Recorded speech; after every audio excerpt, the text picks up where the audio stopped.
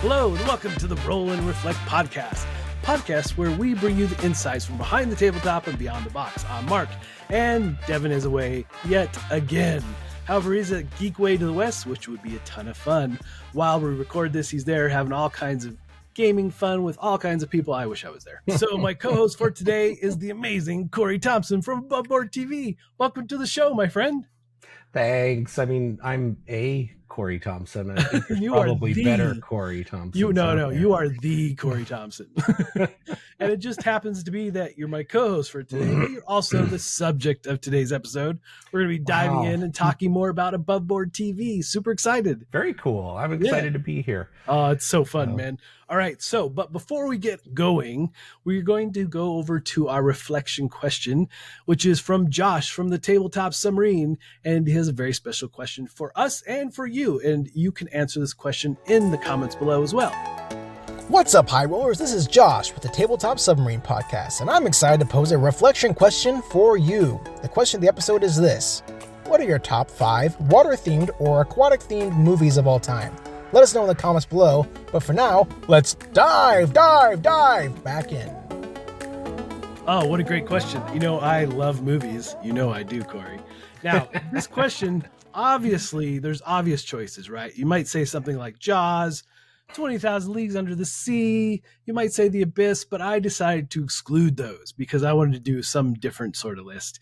And maybe it's not quite as unique as I think, but I will go first. I will say that some of these choices might seem odd to folks, but I'll explain. So, all right. So I have The Wave. Have you seen The Wave? So no, I haven't. The Wave is I can't remember what country did The Wave, but it is an amazing movie about the collapse of the fjord where the wall of rock collapsed and created the great tidal wave that happened there. Wow. So yeah, it was really cool. So it's based on what happened in history and so forth. Really like that movie. And then of course the very first Pirates of the Caribbean, which I love. I think that's an obvious choice. I think that should be on your list with Jaws and all those other things. Valid. That's a valid point for sure. And then I have The Deep Blue Sea, and some people might groan at that one, but there's some great moments where you think, okay, this movie can't get any more worse. Oh, no, this is probably as worse as it can get.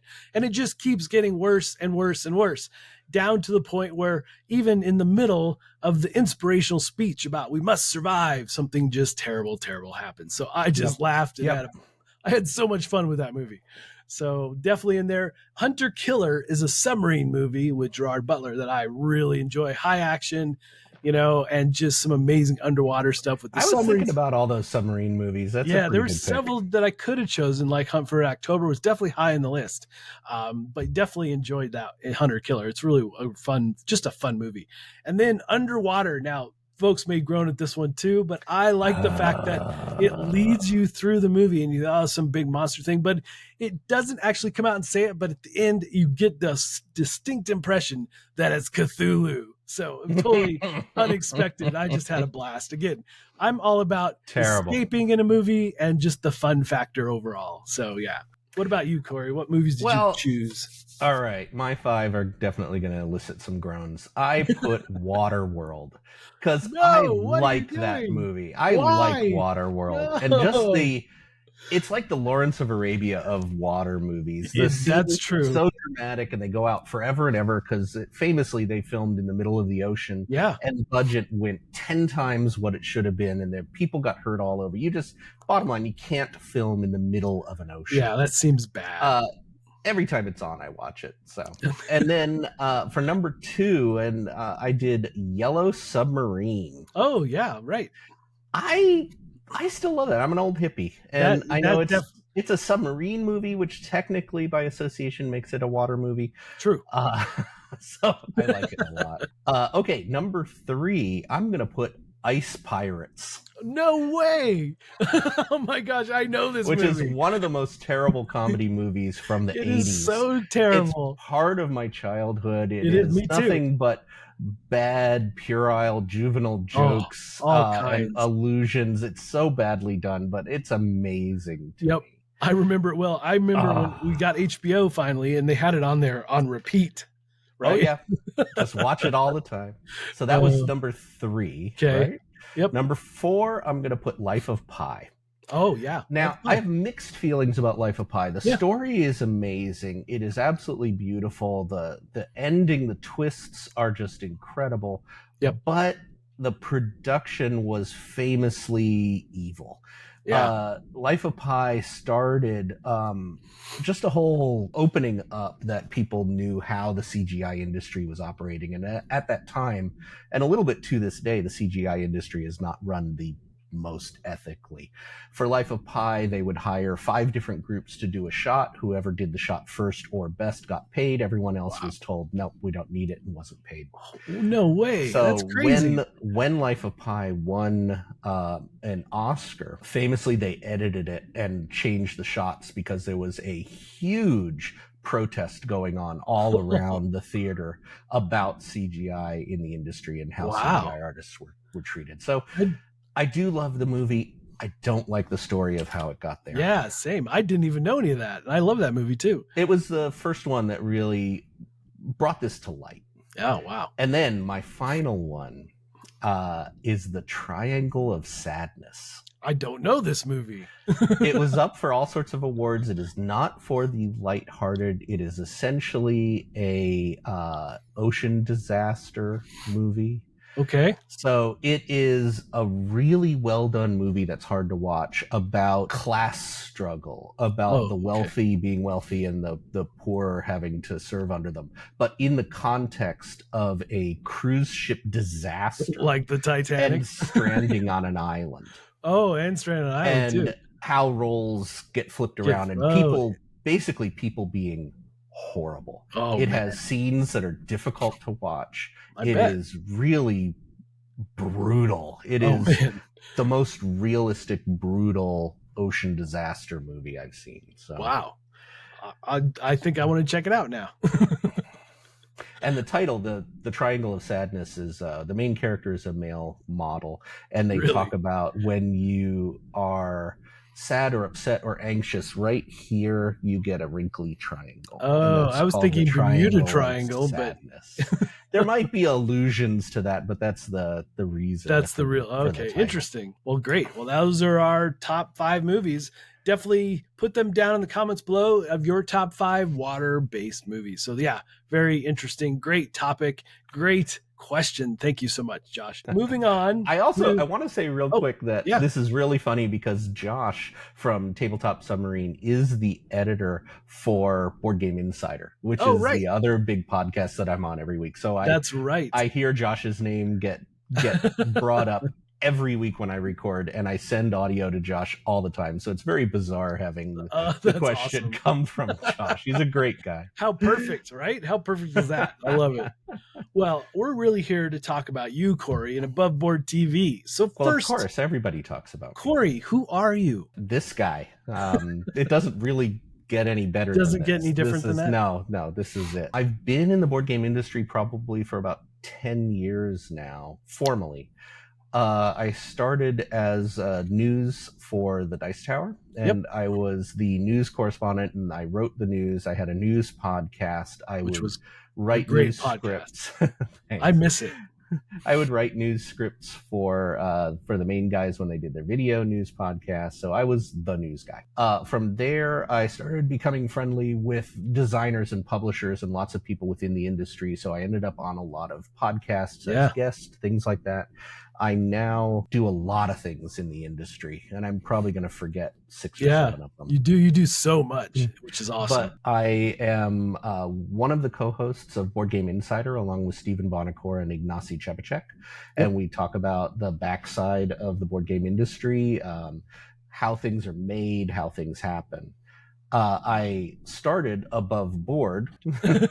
So Above Board Studios, we're a film studio in Los Angeles, and we are a real honest-to-goodness Hollywood film studio that is so cool. Pretty high-tech in its scope. Yeah. So we have what's known as a green screen cyclorama, and we are an XR studio.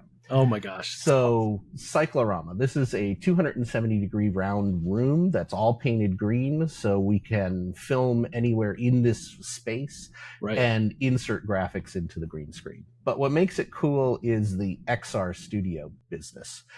XR studios are expanded or augmented reality. We call them AR studios or XR studios. And this is a way to make a virtual set when you film. So we have a green screen that's inserting graphics in, but we also have motion capture and robotic cameras, so the green screen can react in real time to how the cameras are moving and what the lighting is like. We can focus our cameras in and out of the graphics in the green screen. We can have virtual props and tables. We can insert virtual characters and CGI characters. So cool. Basically all the really cool stuff. Yeah, much like what they do with the Mandalorian stuff and how they're filming those.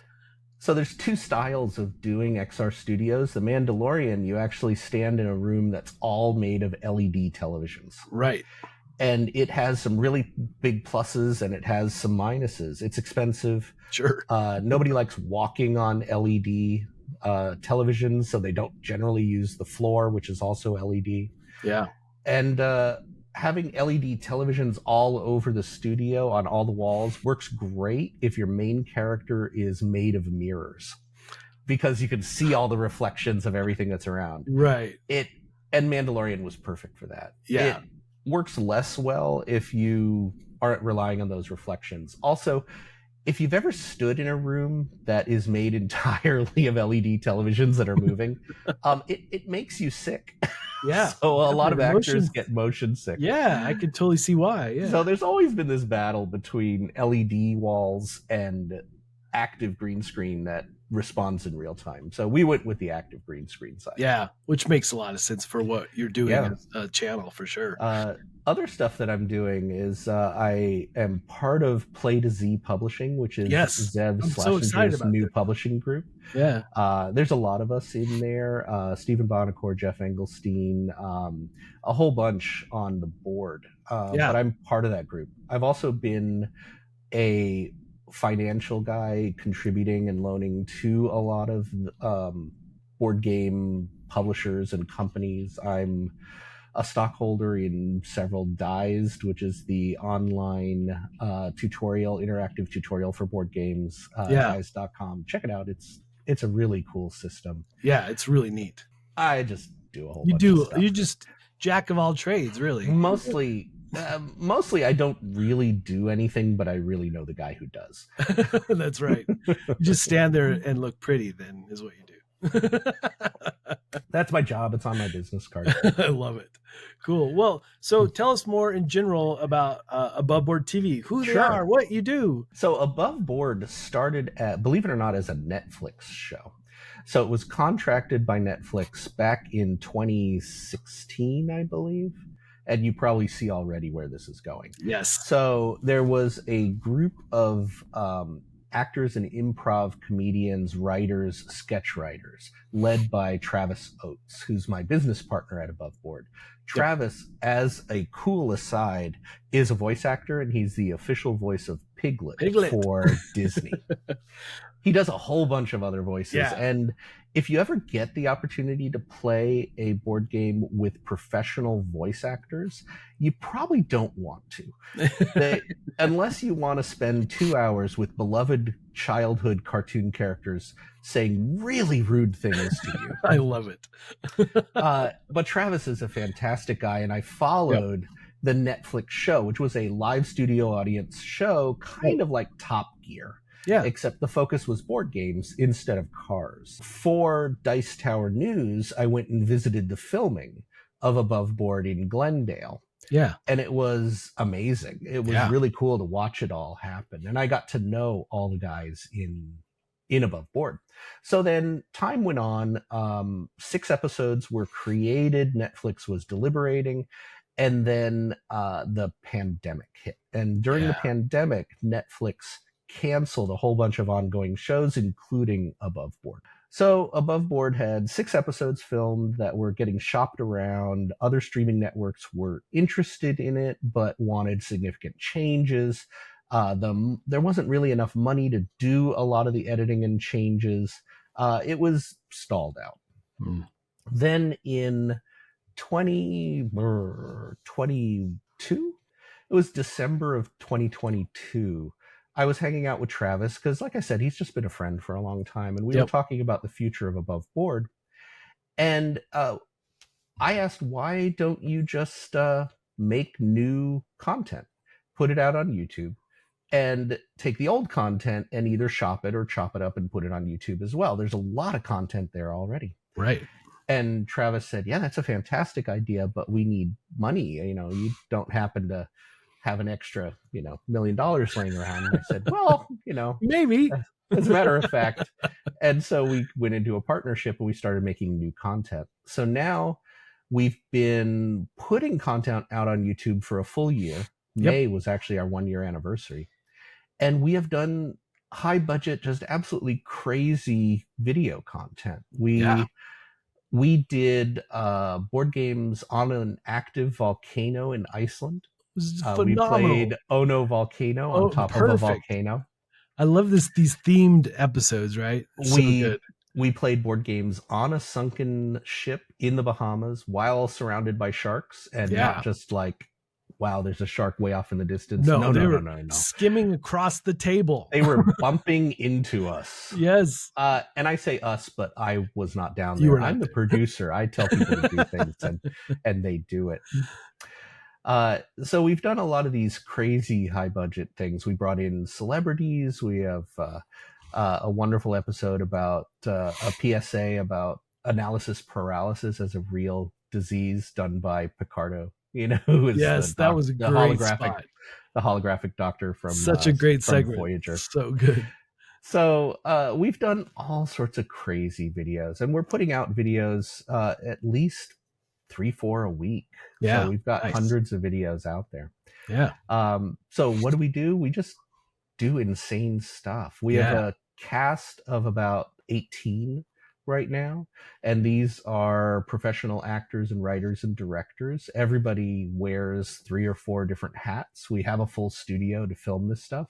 We are right now working on a Dungeons and Dragons campaign. Right. I'm so excited about this. Becca Scott and Jason Charles Miller as guest stars. That's awesome.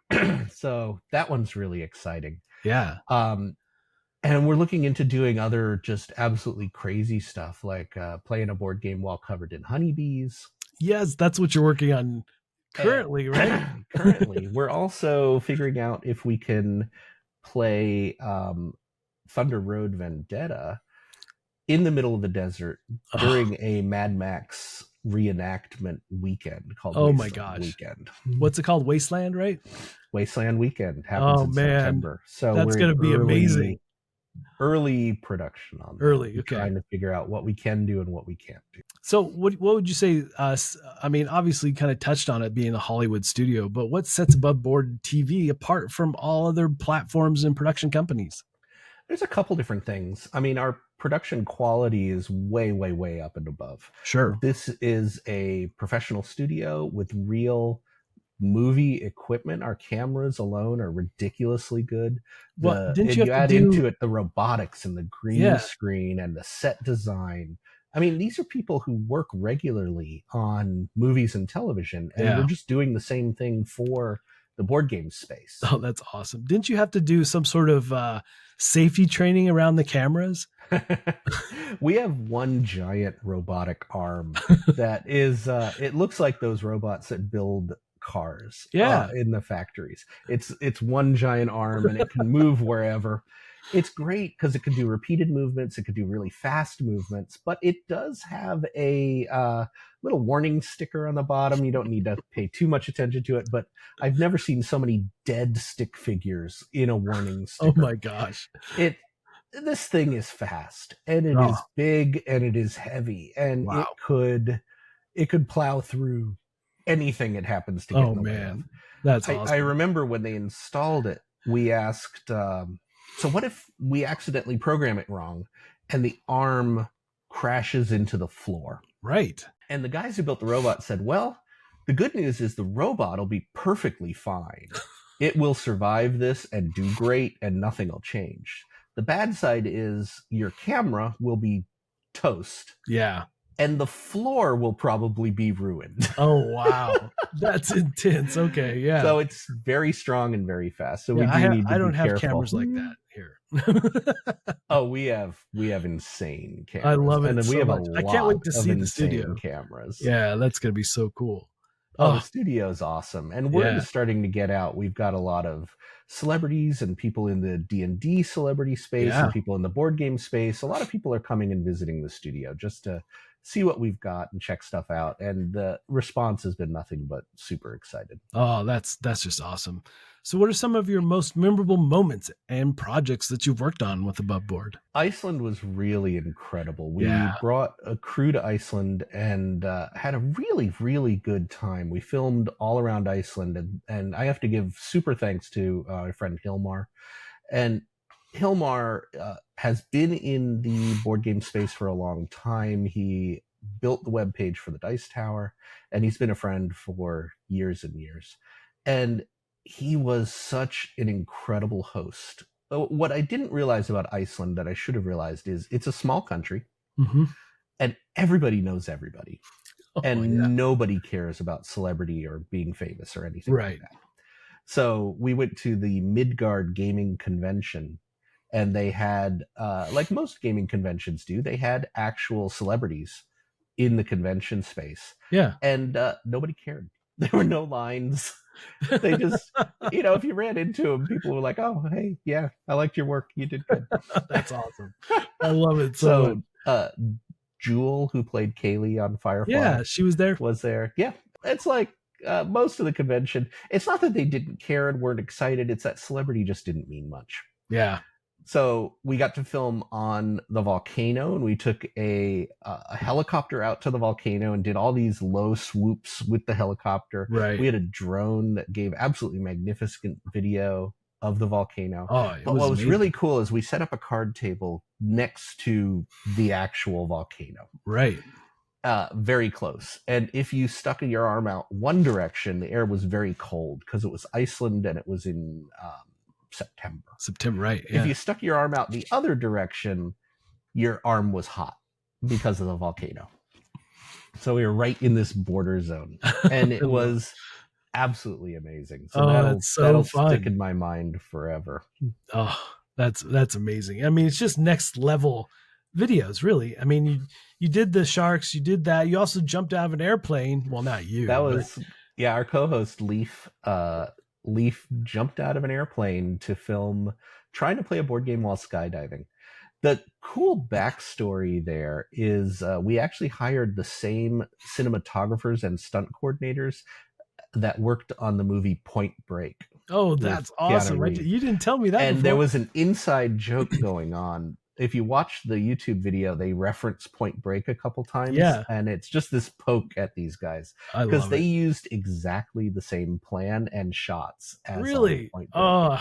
So there's an absolutely beautiful shot of jumping out of the plane backwards. Yeah. And the view is from falling backwards, and you see the plane just get smaller and smaller and smaller. And that's straight out of Point Break. Yeah, it is. Now that you say that, I didn't even realize. That's awesome.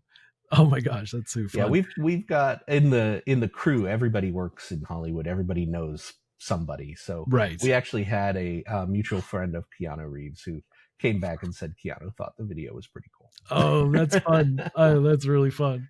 Cool. So when you go for these different types of videos and content you're putting together, what's your approach and selection process? What's that like? And what do you choose? Wow. Do you all sit around a room and try to pick something or brainstorm ideas?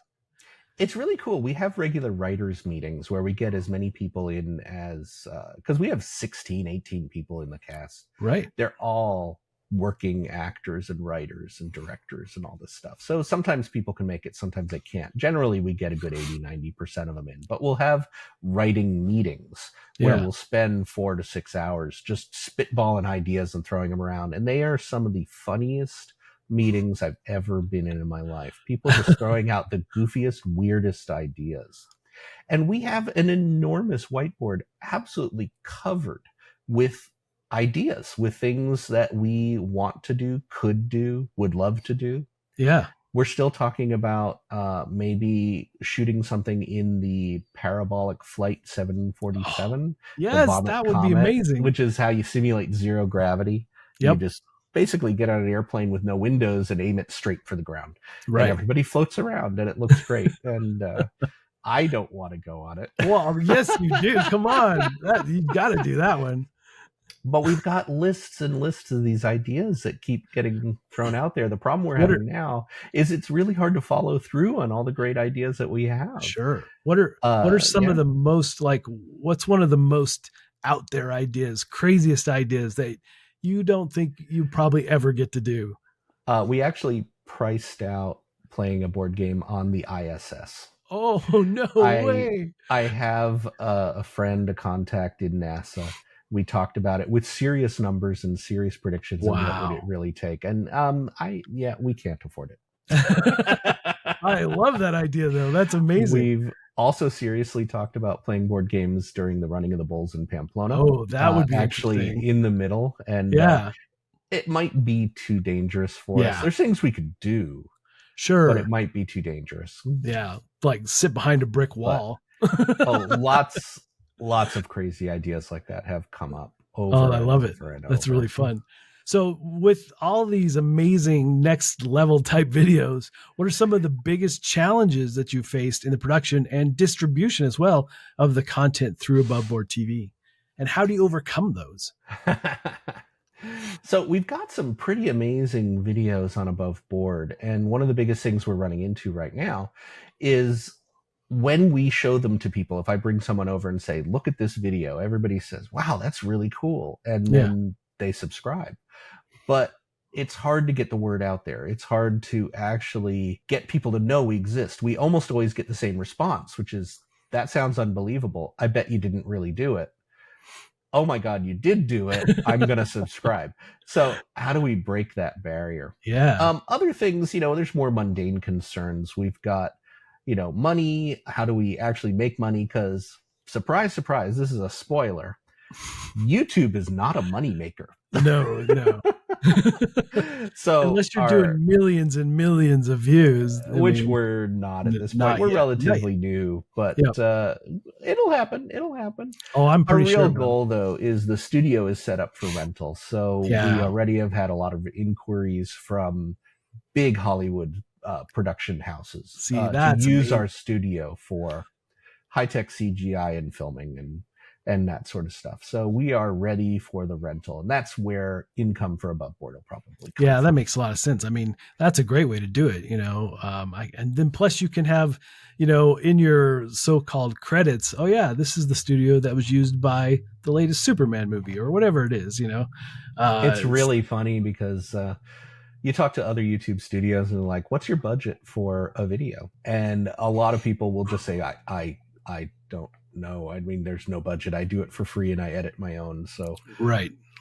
Our budget starts at $5,000 a video. Easily. And can go up to $30,000-$40,000. Oh man, I can imagine.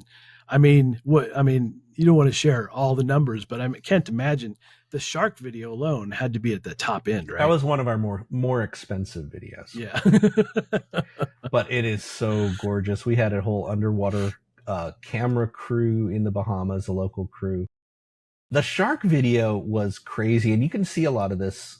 You can watch the original shark video, but we actually just released a commentary shark video where Travis and Leaf, the two hosts, talked about what was actually involved in making it and what the setbacks were. I mean, a lot of stuff happened. There was a hurricane while we were filming. Oh, I didn't know that. Yeah, so the section of the ocean by the Bahamas where we were filming is normally very calm and crystal clear. Yeah. But on the boat, there were 8-foot swells because of this hurricane. So everybody on the boat got seasick. Everybody. So we couldn't use a lot of the video from the boat. That's It's awesome. really funny. The only person who did not get seasick was our cameraman. Yeah. Oh well. So he's filming everything and everybody, and I think it was summed up best. One of our crew is Shay Parker, who does RTFM and does videos for Rado.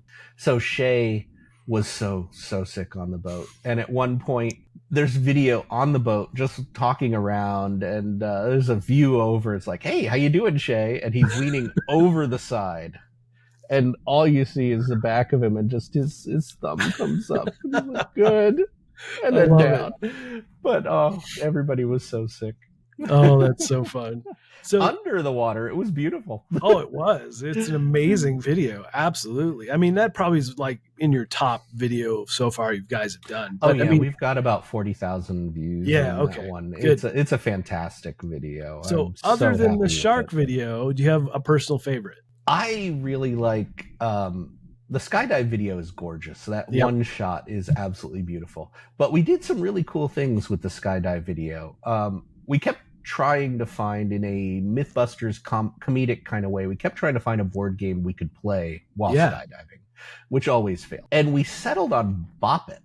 And if you remember the twist it, turn it, Bop It. But then, of course, because we're above board, we went over the top. The inventor of the Bop It is a friend, Dan Klitzner. Right. So we brought Dan to the shoot and filmed Dan talking about Bop It and all this stuff. And then, since we already knew Dan, we did a series of follow-up videos about the Bop It. And my favorite there is we have a video where the Bop It becomes sentient and tries to take over the world. Oh, Evil man. Bop It. And what was great is we found the original voice actor. Oh, you did? I was wondering about that. And we recorded new lines. I just assumed it was Travis or somebody, a voice person. No, that was the actual. Oh, that's even better. Voice actor. So I think that was such a cool video. Yeah, Evil Bop It was one of my favorite. Just I laughed out loud. It was so good. So the other one that I think is amazing is we brought in Rodney Smith. Yep. And Rodney is famously the nicest guy in the universe. He's like Mr. Rogers teaching you board games. So we had Rodney teaching Travis how to play rock, paper, scissors. And it is such a wonderfully put together video because Travis keeps not getting it. And Rodney is an amazing actor. Yeah. And we had him absolutely lose his frickin' mind, curse out Travis, flip him off, storm off set. And just seeing Rodney do all this stuff was so cool. And it was so fun to film. And it was so amazing. So Rodney and failing to teach rock, paper, scissors. That's a great video. Just a next level thing for Rodney too. I mean, that's hilarious. And I'm definitely very lucky because I get to know you and all these people and interact. So with you and the cast, I mean, the synergy, and just one of the best things is that you, Travis, Leaf, everyone are just the nicest, easiest people to work with. And that's got to be a pretty rare thing in Hollywood. I mean, I have some Hollywood ties, and Star Trek and so forth, and it's not always a pleasant thing being on set. So everybody's very creative and very animated, and we all have our buttons. So sure, there's arguments that come up, but these people all genuinely love each other, and I luck out that I don't live local to the studio. So the filming happens down in LA and I live up north in kind of the Napa Valley area. Yeah.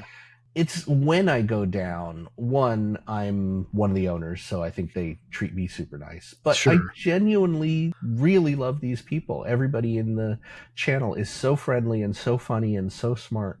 We're like a family at this point.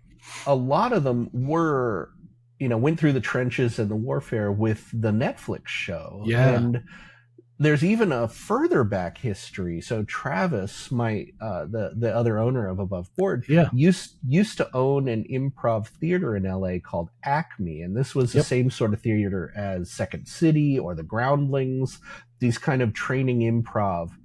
And the groups like Saturday Night Live and Mad TV would fish in Acme looking for actors. And just that background of they they worked together at Acme in improv for 15 years before Above Board. So they know how to work with each other. Yeah. The Acme story is really funny. Actually, Felicia Day and Will Wheaton were regular Acme people, and they were in Travis's class learning improv. So I love it. That's the sort of stuff that they're used to. It's really, really pretty cool. Just all the connections that you wouldn't expect are pretty neat, you know. And just the fact that I get to call you guys friends is pretty awesome. So. Yeah, one of the biggest moments was I was down at the studio and they told me, "Oh, Kevin Smith's coming down. He's going to finish some stuff," and so I got to hang out for the day with Kevin Smith, and he was such a talented professional. The whole story with the video is we had a series of 3 videos where Leaf and Travis are kind of one-upping each other at a convention. Sure. And I think it was Leaf hires Eric Summerer to do narration as he walks around the convention. Actually, I think it was Travis hired him. To one-up it, we hire Kevin Smith to do director's commentary on the convention. So he's background narrating everything that's going on in the video, and it's really funny. That's really And good. I remember we told Kevin that he could go wild. We were like, you know, talk about anything you want. Talk about your own projects. Just talk, and we'll put it in. And he filibustered for like 15-20 minutes. Oh, that's straight awesome. Stream of consciousness, and it was perfect. So fun. Was so good and such a nice guy to work He's with. always, every time I've seen him, met him a handful of times, just spot on with everything. And always my interactions, you know, were brief, but he was just the nicest guy. So he was super, super nice. Yep. So that was really fun. That's amazing. So definitely, so obviously you're on YouTube. Where else can folks find Above Board? And are there upcoming conventions people can find you at as well? Yeah, I tend to go to most of the conventions, so I'm planning on going to Origins. Gen Con is still up in the air, but I'll be at Essen, Cool. a local one in kind of this area, Rage Con in Reno. I'll be at Rage Con. Yeah, you can find us on YouTube mostly, but I'm also on Twitter as Dice Tower Dish. And that's other things. I do an interview website called Dice Tower Dish where I take board game designers, take them out to dinner, and I just write out. So it's all, you have to read. Yes, it's all written out what we talk about. But it's really well written, commentary and stuff. It's really well done. I really enjoyed some of those interviews, and just it had to be a ton of fun. I mean, that was one of the ways you had got to know a lot of these folks is through that sit down dinner, right? I was saying earlier that the very first interview that I did was with John D. Clare, who's the designer of Space Base, Cubicos. I love John. He's awesome. And we just continued to stay close after this interview. And now I consider John a really good friend. Yeah. Whenever I'm down in LA, I try to make it over John's place and we play games and we play test stuff. And I am super excited about the stuff he has coming up now. Oh, that's awesome. You may or may not know, but John and Brotherwise Games have secured the rights to Brandon Sanderson's Mistborn. I did hear they're doing a deck builder. Yeah. So that's going to be exciting. Amazing. Yeah. John's always got about 15 different projects going at once. And he's definitely one amazing. Of just always moving fast forward on something new. I love it so much. Good, so good. And I really enjoy his games overall. They're just there hasn't been one where I was like, oh, well, that one didn't really work for me. But in general, they're just like, oh yeah, John DeClaire, I'm totally playing this. So he's so good. And recently I've been playing the Slay the Spire board game, which I found really good. It's a nice co-op. It's really fun. I like it a lot. I was playing it and thinking, man, this feels a little like John. And I looked through the book, and of course it's like, special thanks to John D. Clare for working through this system, this system, this system, this system.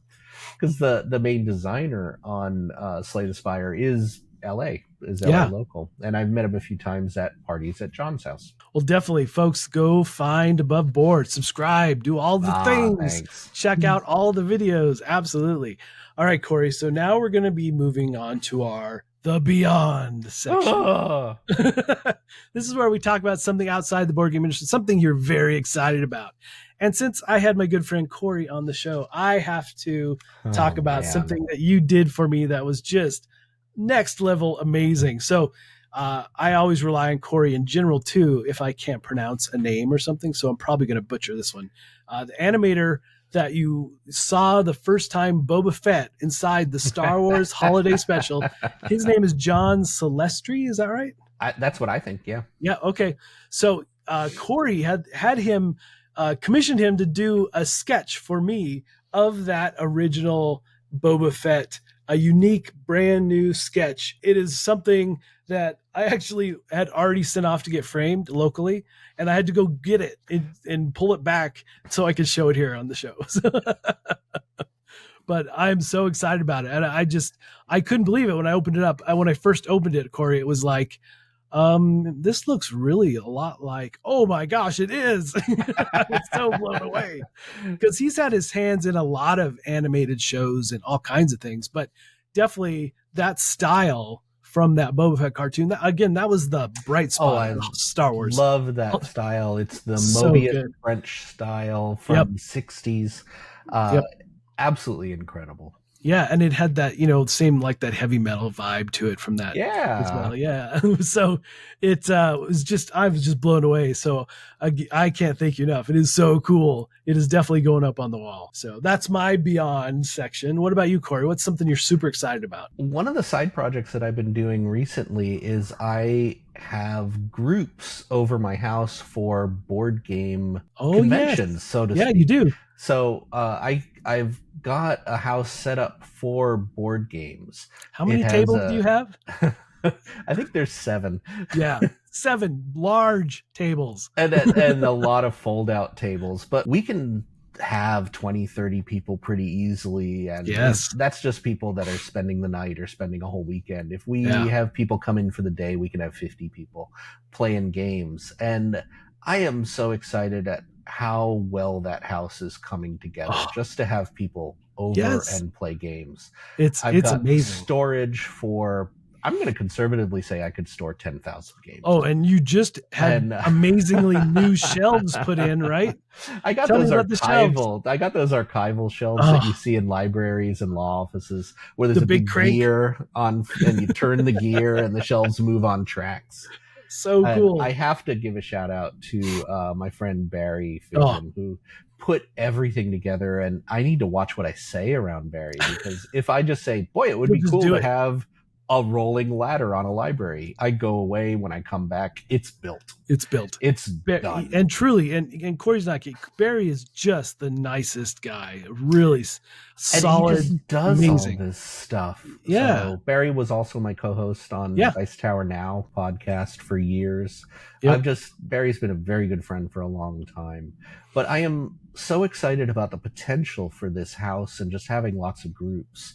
We've done a number of publishers over, and now I'm really excited because we're going to have a group of influencers from the LA area coming out in September. It's just going to be fun. I'm actually having a group over the house starting Friday, and they're going to stay for a week before I go to KublaCon in San Francisco.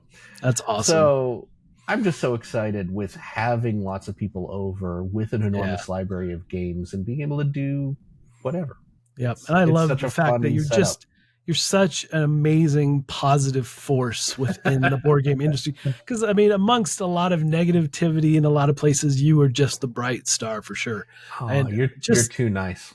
Absolutely one of the nicest guys, and definitely one of my very best friends. So I appreciate you and everything you do. You're awesome, man. Yeah, we've known each other a long old time now. So 6-7 years now, I think it is. It's got to be at least. It was one of the Dice Towers we really started hanging out and chatting a bunch. It was Dice Tower in Vegas. West, yeah. So I think that was when I interviewed Emerson. Yeah, I think so. So we went to lunch or dinner, I think it was actually, and started talking there. Yeah. But our first meeting, do you remember our first meeting? It was in Gamma when you were just bringing like food and drink to the suite where we were. Yeah.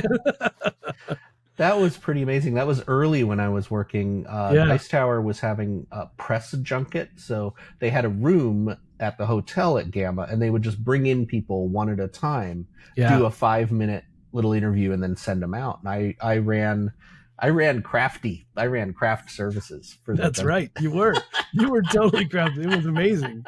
So yeah, I had such a good time with that. That was a blast. You are probably one of the best friends I've had in the board game space. You know, just if it wasn't for being a media person here, I would not ever have probably known you. So it's very, very cool. And all the things that we've gotten to do, I feel really blessed. You're an amazing dude. I always have so much fun when we hang out. And same. We always could talk about just the most and when we get Travis, the three of us, when the three of us get going, I mean, literally, there was a gamma where we sat on the couch and we talked, I don't know, 4 or 5 hours, just time disappeared. So we've become really close, the three of us. So anyway, I just really am so excited that you could come onto the show and be here for this. I really appreciate it. Big thanks, my friend. This is super fun. I appreciate you inviting me on. It's really cool. Definitely. This was a fun one. I've been really looking forward to it. So folks, make sure you go subscribe to us on YouTube, Roll and Reflect channel, as well as follow us on all our social medias. And definitely a big special shout out to Josh for the reflection question and for Laura for all the timestamps, and all you high rollers out there for listening. We really appreciate it. And of course, Corey, I am so thankful to have you here. And I really appreciate you taking the time, especially right now when things are so crazy for you. So thank you. Oh, it's fun. I'm always doing something, but I'll always make time. It's super fun. Thanks for having me on. This is really a blast. Man. Anytime. You're welcome to come back anytime. All right, folks. So next episode, get ready for Deck Dynamics, navigating collectibles versus living card games. All right, folks. Until next time, we'll see you at the table. See you.